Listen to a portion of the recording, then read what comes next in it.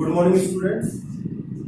आपने प्रोबेबिलिटी के अभी तक बेसिक्स क्लियर किए, जिसमें आपने सारे इवेंट्स के बारे में जान चुके हैं। आप कौन कौन से इवेंट किस किस तरह से होते हैं, उनकी डेफिनेशंस क्या है, किस तरह से उनको समझा जाता है, और अपन ने वो सारे बेसिक्स अब तक जान चुके हैं। प्रोबेबिलिटी का जन्म कैसे होता है, कौन कौन से अप्रोचेज हैं, सही सारी बातें अपन आज तक की क्लासेस में जान चुके हैं। अब क्लास 12th का जो टॉपिक है कंडीशनल प्रोबेबिलिटी, यहां से स्टार्ट होता है। 7 मार्क्स के क्वेश्चन आते हैं, इसमें से एक 6 मार्क्स में आता है और एक क्वेश्चन आपका 1 मार्क्स में आता है। और कंडीशनल प्रोबेबिलिटी से 12th क्लास का टॉपिक आपका प्रोबेबिलिटी का स्टार्ट होता है, जो अपन आज इसके बारे में पढ़ने वाले हैं। तो देखिएगा, कंडीशनल प्रोबेबिलिटी को हिंदी में बोलते हैं सह प्रतिबंधित प्रायिकता। दोनों ही मीडियम के स्टूडेंट पढ़ रहे हैं, तो दोनों ही लैंग्वेजेस में मैं लिख रहा हूं इसको। तो आप दोनों ही क्लास एक ही वीडियो में हिंदी मीडियम के स्टूडेंट्स और इंग्लिश मीडियम के स्टूडेंट्स इसको समझने का प्रयास करें। तो अब आगे चलते हैं कि सह प्रतिबंधित प्रायिकता, कंडीशनल प्रोबेबिलिटी जिसको बोला जाता है। अब देखिएगा, लेट डेफिनेशन पे चलते हैं। Let A and B are two events associated with a random experiment, then the probability of occurrence of event A under the condition that B has already occurred and probability of B not equal to 0 is called the conditional probability and it denoted by probability A by B। conditional probability को इस तरह से mathematically अपन denote करते हैं। Conditional probability हुई क्या, समझिए जरा। कंडीशनल प्रोबेबिलिटी में यहां पर यह कहा जा रहा है कि ए की प्रोबेबिलिटी, इसमें सबसे खास बात क्या है, the probability of occurrence of event A under the condition. Condition क्या है, बी हैज ऑलरेडी अकर्ड। तो सीधी सी बात है स्टूडेंट कि ए का प्रोबेबिलिटी देना है और किस कंडीशन में देना है, जब बी ऑलरेडी अकर्ड हो चुका हो। फॉर एग्जाम्पल मैं आपको समझाता हूं स्टूडेंट। एग्जाम्पल देखिएगा, एग्जाम्पल मेरा ये है कि मान लो कि किसी डाइस को आप रोल कर रहे हैं, तो सैंपल स्पेस क्या हुआ, 1 2 3 4 5 6, ये सारी वैल्यू सैंपल स्पेस में आई। अगर आपको ये कह दिया जाए कि हमेशा इवन नंबर आएगा और तब 4 के आने की प्रोबेबिलिटी निकालिए, अगर मैं इस कंडीशन को नहीं देता हूं, सिंपली 4 के आने की प्रोबेबिलिटी कितनी होगी, 1/6। क्योंकि आप तो जानते हैं कि जो सैंपल स्पेस बना आपका इक्वल टू 1 2 3 4 5 एंड 6, तो इसमें हर इवेंट की, एलिमेंट्री इवेंट की प्रोबेबिलिटी सबकी सेम प्रोबेबिलिटी है। तो इसका 1 आने का प्रोबेबिलिटी 1/6, 2 आने का 1/6, 3 आने का 1/6, 4 आने का 1/6, 5 आने का 1/6 और 6 आने का 1/6। अब आपको ये पहले से ही पता चल जाए कि हमेशा इवन नंबर आएगा, तो इवन नंबर तो कौन है, या तो 2 आ सकता है, या 4 आ सकता है, या फिर 6 आ सकता है। स्टूडेंट्स, इवन नंबर आना यानी कि बी इवेंट जो अकर हो चुका है। आपको कहा गया कि हमेशा इवन नंबर आएगा, तो ये इवेंट अकर हो गया, ये इवेंट अकर हो गया, ये इवेंट घटित हो गया। घटित हो गया तो 2 4 6 के अलावा कुछ नहीं आ सकता, तो आपका सैंपल स्पेस छोटा हो गया और सैंपल स्पेस के अंदर से 2 4 6 के रेस्पेक्ट में प्रोबेबिलिटी देनी होगी। और प्रोबेबिलिटी किसकी पूछी है आपसे, वो आपका इवेंट ए है। प्रोबेबिलिटी मैं आपसे पूछ रहा हूं कि 4 के आने की। डाइस शोज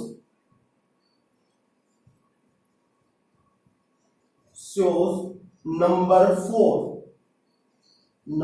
4, ये आपका ए इवेंट है और ये आपका बी इवेंट है। तो आपको निकालना है कि डाइस पे क्या आना चाहिए, 4 आना चाहिए, जबकि अगर क्या हो गया कि इवन नंबर आएगा, तो इवन नंबर जो इसके रेस्पेक्ट में सैंपल स्पेस की जगह वैल्यूज कितनी आ जाएंगी, 3, तो कितनी बन जाएगी 4/3, यानी प्रोबेबिलिटी कितनी है इसकी। अब 4 के आने की प्रोबेबिलिटी कितनी है, 4 कितना है, 1/3। जबकि इसके रेस्पेक्ट में देखेंगे, यानी कि सैंपल स्पेस के रेस्पेक्ट में, अगर ये अकर नहीं हुआ होता तो 4 के आने की प्रोबेबिलिटी कितनी हो जाती, 1/6। अब इवेंट बी अकर हो गया, तो अब 4 के आने की प्रोबेबिलिटी कितनी हो गई आपकी, 1/3। क्यों? क्योंकि अब सैंपल स्पेस की जगह किसने ले ली? इवेंट बी ने ले ली। तो इस तरह से कंडीशन अगर दे दी जाए कि भाई ये काम होगा, तो उसके रेस्पेक्ट में आगे की प्रोबेबिलिटी दी जाती है, जिसको बोला जाता है कंडीशनल प्रोबेबिलिटी। हिंदी वाले स्टूडेंट समझेंगे, माना दो घटनाएं ए तथा बी किसी यादृच्छिक प्रयोग से संबंधित है। यादृच्छिक प्रयोग मतलब रैंडम आपका एक्सपेरिमेंट। तब ए घटना के घटित होने की प्रायिकता जबकि घटना बी घटित हो चुकी हो तथा probability of B not equal to 0 हो तो सहप्रतिबंधित प्रायिकता कहलाती है। यहां पे भी वही बात आ रही है, देखिए वही चीज उसको हिंदी में लिखा है, यानी कि ए घटना की प्रायिकता जबकि बी घटित हो चुकी हो, ऐसी कंडीशन में सहप्रतिबंधित प्रायिकता कहलाती है, जिसे पी ए बाई बी से प्रदर्शित किया जाता है स्टूडेंट्स। तो यहां पे भी आप साफ साफ देख रहे हैं, घटना भी घटित हो चुकी है और घटना ए की प्रायिकता निकालनी है। घटना ए के घटित होने की प्रायिकता ज्ञात करनी है। तो किसी घटना की प्रायिकता ज्ञात करनी हो जबकि एक घटना पहले घटित हो चुकी हो, तब उस घटना की प्रायिकता कैसे दी जाती है? सह प्रतिबंधित प्रायिकता से दी जाती है। इस तरह से आप इसको निकालेंगे। आगे देखिएगा स्टूडेंट, अब मैं इसको शॉर्ट में लिख रहा हूं, इन शॉर्ट, कि ये जो इतनी बड़ी डेफिनेशन वास्तव में है, ये क्या कहना चाहती है, इसका सार क्या है? ये कहना चाहती है कि probability of occurrence of A given that B has already occurred. कहने का मतलब ए का प्रोबेबिलिटी फाइंड आउट करना है स्टूडेंट्स, जबकि बी अगर हो चुका हो पहले से। बस इतनी सी बात है। घटना ए के घटित होने की प्रायिकता, ये सहप्रतिबंधित प्रायिकता है। सहप्रतिबंधित प्रायिकता का मतलब क्या हुआ? ऊपर वाली इवेंट की प्रायिकता ज्ञात करनी है और नीचे वाला इवेंट पहले से घटित हो चुका है। ये बी घटना घटित हो चुकी है और ए घटना की प्रायिकता निकालनी है। तो कंडीशन दे दी गई, ए की प्रायिकता तब ज्ञात करनी है जबकि बी घटित हो चुका हो। तो इसको बोलेंगे घटना ए के घटित होने की प्रायिकता जबकि घटना बी घटित हो चुकी हो। इसको सहप्रतिबंधित प्रायिकता कहेंगे। इसका फॉर्मूला है, देखिएगा, ए सैंपल स्पेस से संबंधित नहीं रहा, अब किससे हो गया? बी से। बी के रेस्पेक्ट में प्रोबेबिलिटी दे रहा है, तो ए इंटरसेक्शन बी, ए और बी के क्या है? कॉमन रिजल्ट्स इसके अंदर आते हैं, इसकी प्रोबेबिलिटी अपॉन बी की प्रोबेबिलिटी। अब आप खुद ही बताइए, किसी की भी प्रोबेबिलिटी, जैसे कि किसी घटना की प्रोबेबिलिटी ए का मतलब क्या है? Number of favourable result of, मतलब A, number of A upon number of S होता है कि नहीं होता? होता है। तो प्रोबेबिलिटी ए इंटरसेक्शन बी निकालनी है, तो ए इंटरसेक्शन बी में कितने एलिमेंट है? Upon number of S sample space में। क्या मैं इसे इस तरह से लिख सकता हूं? बिल्कुल लिख सकता हूं। यहां पर देखिए, probability of B, number of B upon number of S में लिख दूंगा, तो नंबर ऑफ एस से कट जाएगा और number of A intersection B upon number of B, ये आपका बन जाएगा। तो आप प्रोबेबिलिटी के रूप में ये इसका फॉर्मूला बन जाता है और आपके पास नंबर शोइंग इवेंट्स के, तो ये फॉर्मूला, ये दोनों इक्वल वैल्यू देते हैं। ठीक है, ये आपकी सहप्रतिबंधित प्रायिकता हुई। देखिए बच्चों, अब अपन आगे चलते। मान लो ए बाई बी की जगह कभी कभी वो कहे कि बी बाई ए कर दे, तो ये उल्टा हो जाएगा। अब बी इवेंट ऊपर है, तो ई का तो प्रोबेबिलिटी फाइंड आउट करना है, बी के अकरेंस का प्रोबेबिलिटी फाइंड आउट करना है, जबकि ए क्या हो चुका है? यहां पर अकर हो चुका, नीचे वाला इवेंट अकर हो चुका होता है। उस कंडीशन में ऊपर वाले इवेंट का प्रोबेबिलिटी देना होता है। तो probability of occurrence of B उल्टा हो जाएगा, given that A has already occurred. तो यहां पे भी उल्टा हो जाएगा, घटना बी के घटित होने की प्रायिकता जबकि घटना ए घटित हो गई है, इस बार नीचे वाली घटना घटित हो चुकी होती है। अब बी बाई ए का फॉर्मूला आपका क्या चेंज हो जाएगा? देखिए, बी बाई ए का फॉर्मूला हो जाएगा, ए इंटरसेक्शन बी को बी इंटरसेक्शन ए लिखूं तो एक ही बात होती है। क्यों होती है? A intersection B equal to B intersection A, first chapter में आपने पढ़ा है, कम्यूटेटिव होता है, कर्म विनिमय होता है। तो ए इंटरसेक्शन बी निकालिए आप या बी इंटरसेक्शन ए निकालिए, दोनों एक ही बात है। तो ए इंटरसेक्शन बी तो ऊपर रहेगा, लेकिन ये नीचे कौन सा आता है, इसका प्रोबेबिलिटी, यानी ए का प्रोबेबिलिटी। पिछले केस में बी नीचे था तो नीचे बी आया था, तो यहां पर भी उल्टा हो जाएगा आपका, ये बी की जगह क्या आ जाएगा स्टूडेंट्स, ए आ जाएगा। तो यहां पर कितना हो जाएगा स्टूडेंट्स, ए हो जाएगा।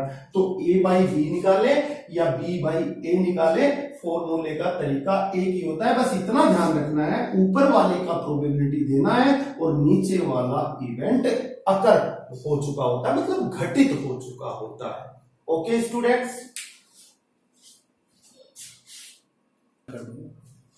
ये एग्जांपल देखिए स्टूडेंट्स, कंडीशनल प्रोबेबिलिटी का है।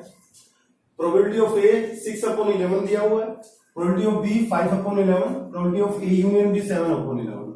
देन फाइंड द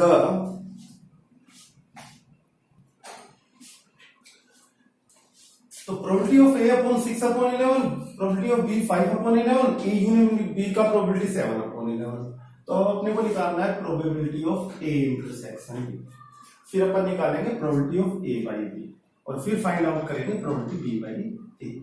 तो देखिए सबसे पहले फॉर्मूला लिखते हैं सॉल्यूशन में। सॉल्यूशन देखिएगा, probability of A union B आपको बताया हुआ है, probability of A plus probability of B minus probability of A intersection B होता है स्टूडेंट्स। अपने को ये अपने पास है, इसका वैल्यू रख देते हैं। ये यूनियन बी का प्रोबेबिलिटी कितना दिया हुआ है, 7/11 इक्वल टू प्रोबेबिलिटी ऑफ ए कितना दिया हुआ है, 6/11। प्रोबेबिलिटी ऑफ बी कितना दिया हुआ है स्टूडेंट्स, 5/11 और minus probability of A intersection B implies that probability of A intersection B equal to आपका ये इधर में लाए उधर में ले गए तो 6/11 प्लस 5/11 माइनस 7/11। इट मीन्स कितना हो गया, 6 + 5 = 11 माइनस 7 आपका हुआ तो 4/11। ये आपका आ गया probability of A intersection B is answer. तो फर्स्ट ये हो गया आपका। सेकंड का सॉल्यूशन देखिए, सेकंड क्या पूछा है आपसे, ए बाई बी कंडीशनल प्रोबेबिलिटी पूछ रहा है कि अब कंडीशनल प्रोबेबिलिटी लिखते टाइम थोड़ा सोच लिया करें, तो आगे में जब अपन क्वेश्चन करेंगे तो उसमें दिक्कत नहीं आएगी। इसको सोचिए, आपको ए का प्रोबेबिलिटी देना है और बी आपका अकर हो चुका है, ए की प्रायिकता ज्ञात करें जबकि बी घटित हो चुकी हो, इसका मतलब ये, इसको बोलते हैं सह प्रतिबंधित प्रायिकता, कंडीशनल प्रोबेबिलिटी। इसका जो फॉर्मूला बनाया था वो बनाया था probability of A intersection B upon probability of B. अब ए इंटरसेक्शन बी की प्रोबेबिलिटी आपने 4/11 निकाल रखी है और बी का प्रोबेबिलिटी अपना 5/11 है, 5/11 है, 11 से 11 कट होके 4/5 आपका आंसर हो गया। फिर आपका थर्ड में आपको निकालना है प्रोबेबिलिटी बी बाई ए आपको निकालना है।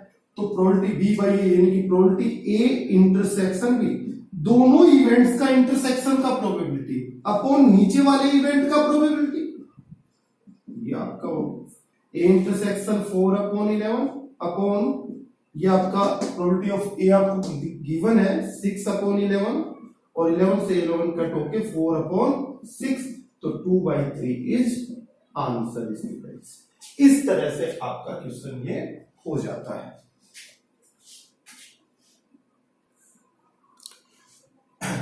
एग्जाम्पल नंबर सेकंड को देखिएगा स्टूडेंट्स, क्या लिखता है, an instructor has a question bank consisting of 300 easy true false question type questions, 200 difficult है and true false questions, 500 easy MCQ है एंड 400 डिफिकल्ट एमसीक्यू है। एमसीक्यू मतलब मल्टीपल चॉइस क्वेश्चन, एमसीक्यू मतलब multiple choice question. Okay, if one question is selected randomly from the question bank, what is the probability that it will be an easy question when it is known that the given question is MCQ? देखिए probability, question को पढ़कर सबसे पहले ये देखा जाता है कि प्रोबेबिलिटी किसकी पूछी जाएगी। प्रोबेबिलिटी पूछ किसकी रहा है? देखिए व्हाट इज द प्रोबेबिलिटी, ये पूछ रहा है what is the probability that, किस चीज की पूछ रहा है? It will be easy question, ये प्रोबेबिलिटी पूछ रहा है। मतलब क्वेश्चन जो रैंडमली सेलेक्ट किया गया है, एक पेपर है, पेपर में कुछ इजी क्वेश्चन है और कुछ डिफिकल्ट क्वेश्चन है। इजी क्वेश्चन में भी दो केस बना रहा है वो। इजी क्वेश्चन में दो केस क्या बना रहा है? इजी क्वेश्चन में कुछ तो ट्रू फॉल्स क्वेश्चन है और कुछ एमसीक्यू। डिफिकल्ट क्वेश्चन में भी उसने दो पार्ट बना दिए। भाई जो एमसीक्यू है कुछ उसमें हार्ड क्वेश्चन, डिफिकल्ट क्वेश्चन है और कुछ उसमें इजी क्वेश्चन है। अब क्वेश्चन को करने का तरीका देखिएगा। क्वेश्चन में ये देखा जाता है कि प्रोबेबिलिटी किसकी पूछी जा रहा है, तो जो रैंडमली उसमें से एक क्वेश्चन उठाया है वो इजी क्वेश्चन होने की प्रोबेबिलिटी पूछ रहा है। When it is known that it is the given question is MCQ, मतलब ये इवेंट अकर हो गया स्टूडेंट। वो कह रहा है कि हमें पता है, नोन, हम जानते हैं कि जो क्वेश्चन जो निकाला गया है वो क्या है, वो एमसीक्यू है, मल्टीपल चॉइस क्वेश्चन है।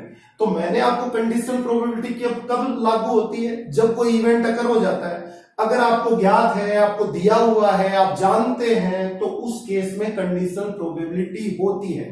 और जो इवेंट अकर हो जाता है, जो घटना घटित हो जाती है, उसको अपन बी ले लेते हैं और जिसकी प्रोबेबिलिटी फाइंड आउट करनी है स्टूडेंट्स, उसको अपन ए ले लेते हैं। तो यहां पर देखिएगा ए इवेंट क्या है? ए इवेंट लेट करता हूं स्टूडेंट में। ए इवेंट है जिसकी प्रोबेबिलिटी पूछी गई है, इजी क्वेश्चन। तो आप कहेंगे कि सेलेक्टेड क्वेश्चन इज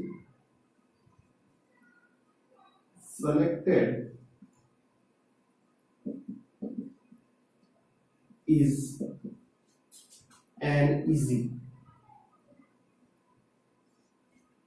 वो कौन सा क्वेश्चन हो गया आपका?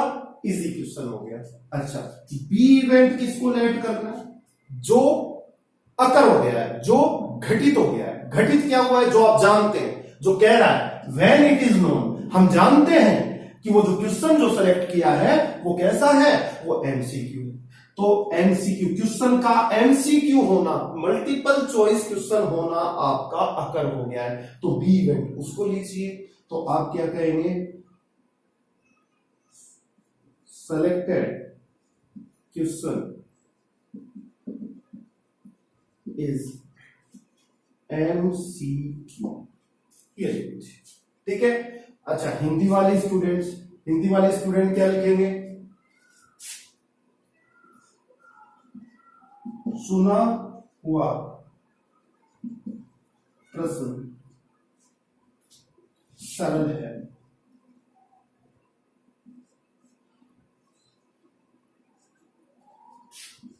चुना गया प्रश्न एमसीक्यू है, बहुविकल्पीय है।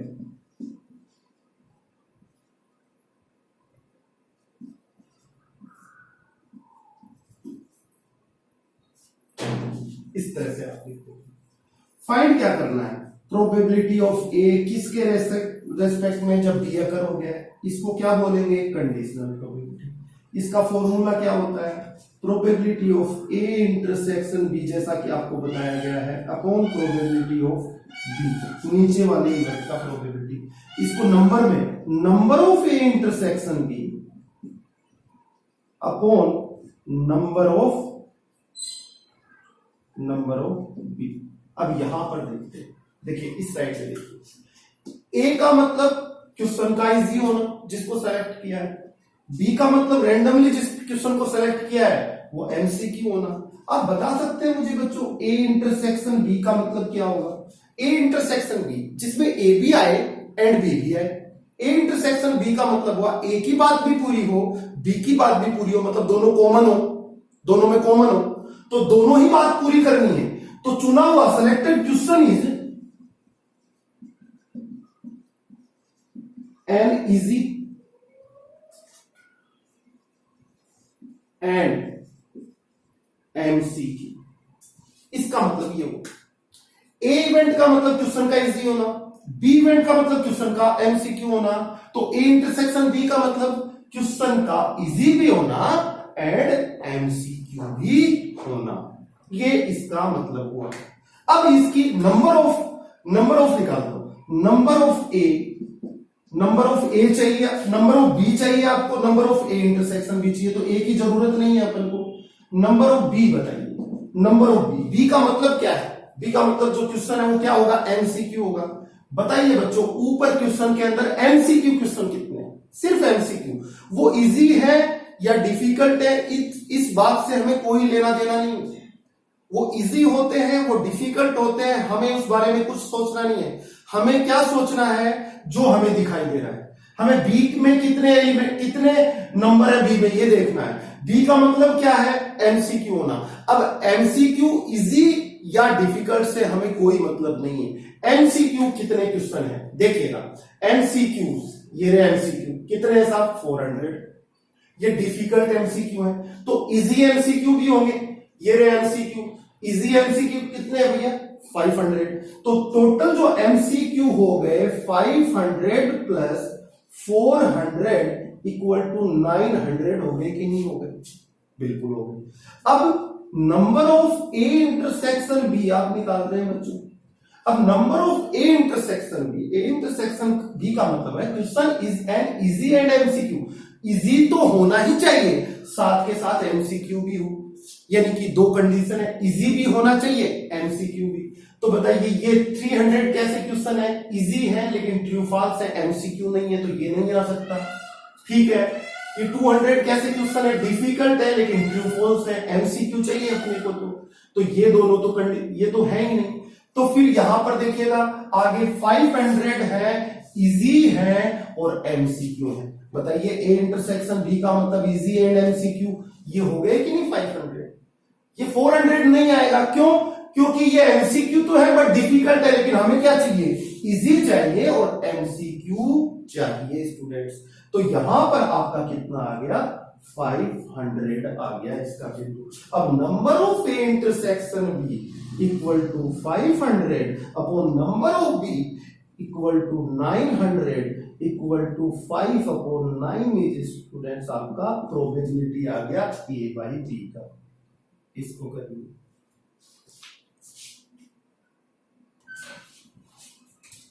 इसका देखिए केस ले रहे, सॉल्यूशन देखिएगा।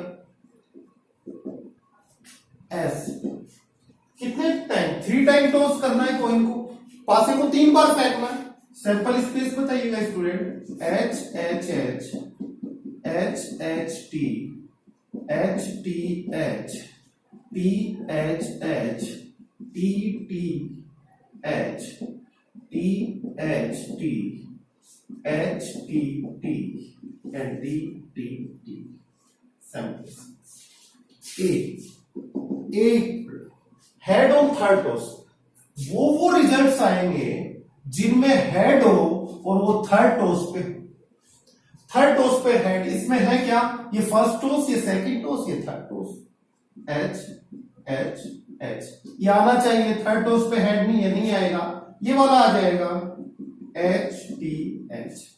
ये वाला आ जाएगा H first toss, second toss, third toss, head है तो टी एच एच। इसमें भी थर्ड टॉस पे हेड है तो आपका टी टी एच। ये आपका आपको निकालना है बी।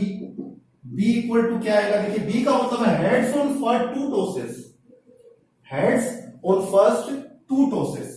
तो देखिएगा फर्स्ट 2 टॉसेस पे हेड है तो फिर क्या हो जाएगा आपका?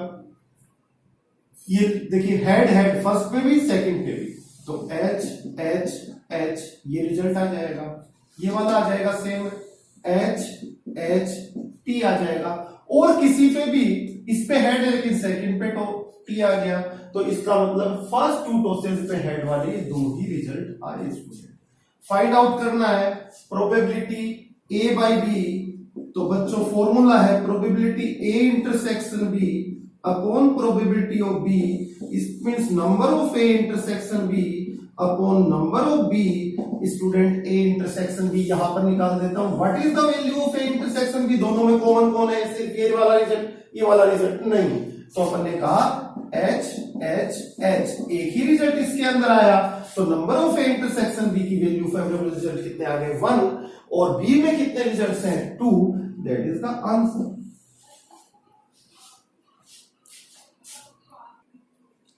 इस क्वेश्चन के बारे में देखिएगा, इसका सेकंड पार्ट है, थर्ड का ही कह रहा है एटलीस्ट 2 हेड्स, कम से कम 2 चित, एट मोस्ट 2 हेड्स, अधिक से अधिक 2 चित। देखिए ए इक्वल टू क्या क्या आएगा स्टूडेंट्स? कम से कम 2 चित, एटलीस्ट 2 हेड्स। बताइए इसमें कम से कम 2 हेड है कि नहीं है? तो फिर ये आ गया एच एच एच, 2 हेड, कम से कम 2 हेड होने चाहिए। 2 हेड्स कम से कम जिसमें होंगे वो आएगा एच एच टी। आगे बताइए एच टी एच, आगे बताइए टी एच एच, आगे बताइए, आगे कोई भी नहीं। तो ये बी इक्वल टू क्या आएगा स्टूडेंट्स? देखिएगा बी इक्वल टू आपका क्या बोल रहा है? अधिक से अधिक 2 चित, एटमोस्ट 2 हेड्स, ज्यादा से ज्यादा 2 चित होने चाहिए। तो देखिए टी टी टी आ जाना चाहिए कि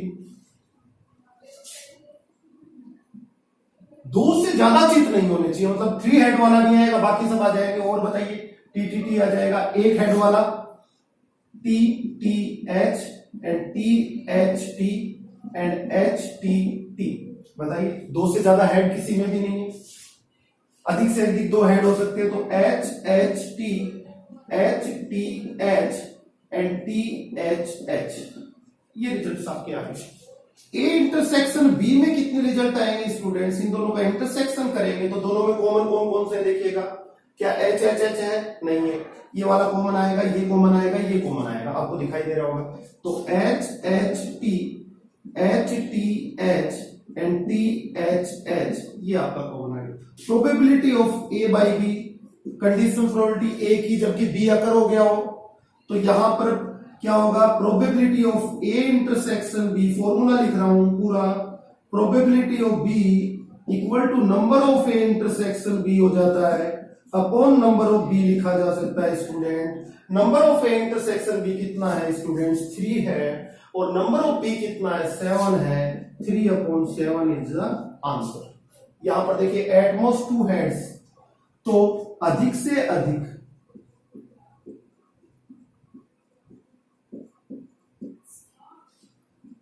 2 चित, तो यही आ गया। वो तो अधिक से अधिक 2 चित, at most 2 heads, at most 2 heads same आ गया। बी जो है, बी को क्या लिखा? एटलीस्ट 1 टेल, कम से कम 1 पट। या अच्छा, ए इक्वल टू कितना आएगा? देखिएगा ए में क्या क्या बनेगा? अधिक से अधिक 2 चित, वो कब आ गया? टी टी टी, और फिर T T H T T, और फिर आपका आ गया H H T and H T H and T H H.